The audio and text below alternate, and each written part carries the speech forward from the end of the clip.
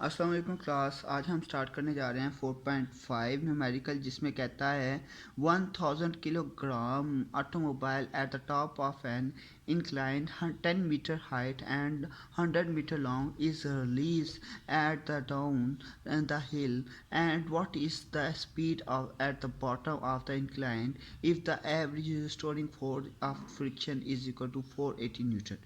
अब क्या कहते हैं कि एक ऑटोमोबाइल है, एक गाड़ी है जो कि इंक्लाइंड है, यानी कि स्लोप से आ रही है। एक आपके पास इस तरह स्लोप है, स्लोप बनी हुई है और वहाँ से नीचे की तरफ आ रही है गाड़ी। कोई भी आपके पास जो कार है या कोई भी ऑब्जेक्ट है वो नीचे की तरफ आ रहा है। आपने इस पॉइंट के ऊपर जो डाउनवर्ड है, जहाँ पे आप समझ लें कि एट द लोवेस्ट पॉइंट या सबसे नीचे वाला पॉइंट, यहाँ पे आपने वेलोसिटी v फाइंड करनी है। तो सबसे पहले उसने क्या क्या चीज़ें दी हैं वो देख लें।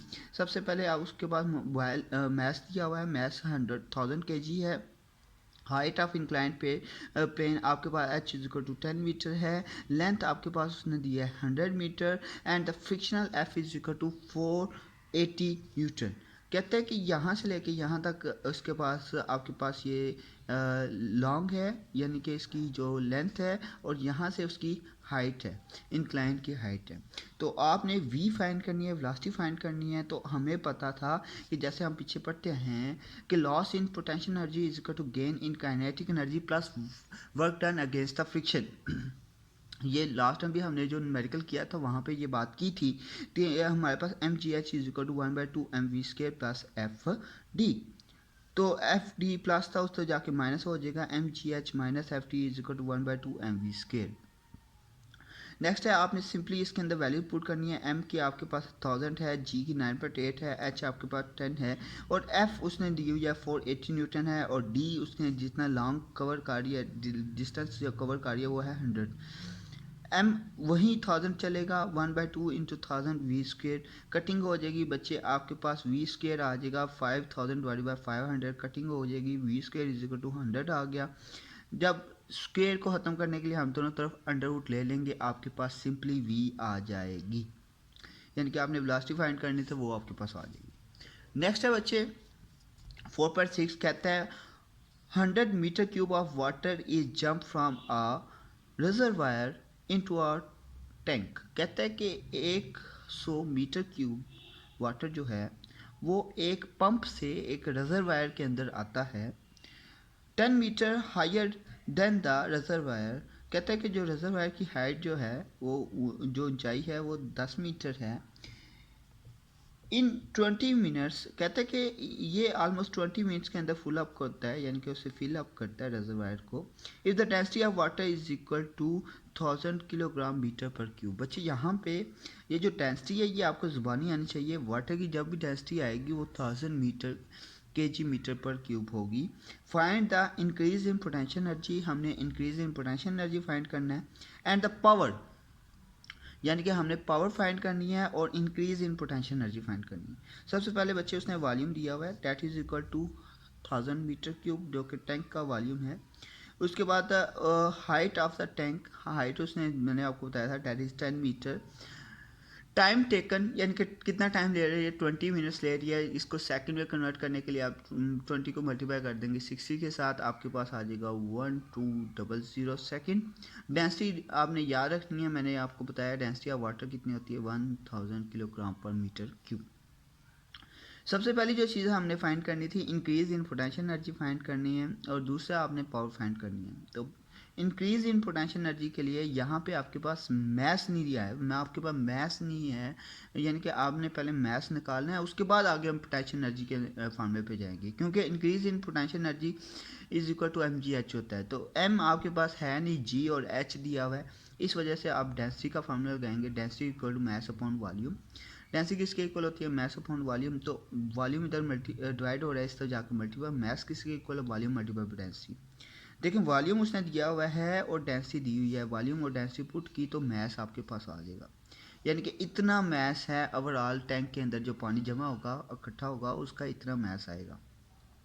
सो पोटेंशियल एनर्जी फाइंड करनी थी, increase in potential energy equal to M G H होता है। सिंपली वैल्यूज पुट करेंगे, 1000 10,000 मल्टीप्लाई 9.8 मल्टीप्लाई 10, आपके पास साइंटिफिक नोटेशन के अंदर आंसर आ जाएगा 9.8 मल्टीप्लाई 10 की पावर 9 जूल्स। नेक्स्ट है आपने पावर कैलकुलेट करनी थी बच्चे। पावर का फार्मूला होता है power is equal to work upon time. Power is equal to work के लिए हम यूज़ आप करेंगे work is in the form of potential energy हो रहा है, क्योंकि टैंक ऊपर की तरफ है तो पाइप से होता हुआ पानी ऊपर की तरफ जा रहा है, तो work in the form of potential energy होगा। तो potential energy divide by T. तो पोटेंशियल एनर्जी इंक्रीजिंग पोटेंशियल हमने निकाली हुई है। टाइम आपके पास ये लग रहा है, सिंपली आप वैल्यू पुट करेंगे आपके पास आंसर वाट के अंदर आ जाएगा। नेक्स्ट है बच्चे इंपॉर्टेंट है 4.7 मोस्ट इंपॉर्टेंट है न्यूमेरिकल। कहता है a force of 400 newton is required to overcome the road friction. कहता है इतनी फोर्स लगती है ताकि वो जो रोड की फ्रिक्शन है उसको कम कर सके। अक्सर आपने देखा होगा कि गाड़ी जब रुकी होती है उसके ऊपर ज़्यादा फोर्स लगती है उसको पुश अप करने में, चलाने में, बनिस्बत वो गाड़ी जो पहले से मूव कर रही हो। ऐसा क्यों होता है? ऐसा इस वजह से होता है क्योंकि टायर की जो टायर और जो रोड के दरमियान काफ़ी फ्रिक्शन होती है, जिसकी वजह से स्टार्टिंग के अंदर व्हील को ज़्यादा फोर्स लगती है, तो अगेंस्ट द फ्रिक्शन वो काम कर रहा होता है, इस वजह से हम ज़्यादा फोर्स लगाते हैं। है कहता है force of 400 newton is required to overcome a road friction and the air resistance is properly an automobile at 80 kilometre per hour. जहाँ पे देखिए फिर दोबारा आ गया इसी क्वेश्चन के अंदर 80 किलोमीटर पर आवर की स्पीड है, तो आपने इसको सिंपली क्या करना है, इसको आपने मीटर पर सेकंड के अंदर कन्वर्ट करना है। What is the power? Power हमने फाइंड करनी है, एफ और वी दिया हुआ है, बहुत इजी है। एफ आपके पास 400 है, वी आपके पास 80 किलोमीटर पर आवर्स है। किलो के लिए हम 1000 लगाएंगे, आवर्स के लिए 60 मल्टीप्लाई बाई 60 करेंगे, आपके पास मीटर पर सेकंड आ जाएगा। Power is equal to P is equal to F dot V. अब यहाँ पे एफ डॉट वी वाला फार्मूला कैसे लगा है बच्चे? हमने पावर का जो फार्मूला हमने पढ़ा हुआ है, power is equal to work upon time होता है, तो हम ये भी कह सकते हैं work is equal to F dot D divide by T. तो F D divide by T, D divide by T आपके पास क्या होता है? वेलोसिटी होता है, यानी कि डिस्प्लेसमेंट अपॉन टाइम क्या होता है? आपके पास वेलोसिटी आता है। तो सिंपली ये भी फार्मूला आप यूज़ कर सकते हैं। है डॉट प्रोडक्ट को खत्म करें, कॉज ऑफ थीटा आ जाएगा। आपके पास क्या हो रहा है? एक फोर्स लग रही है अगेंस्ट द फ्रिक्शन, बॉडी इस तरफ मूव कर रही है, आप बॉडी ने इस तरफ मूव करना है, फोर्स भी आप इसी तरफ डायरेक्शन में लगा रहे हैं, पैरेलल डायरेक्शन में लगा रहे हैं, इस वजह से थीटा आपके पास क्या होगा?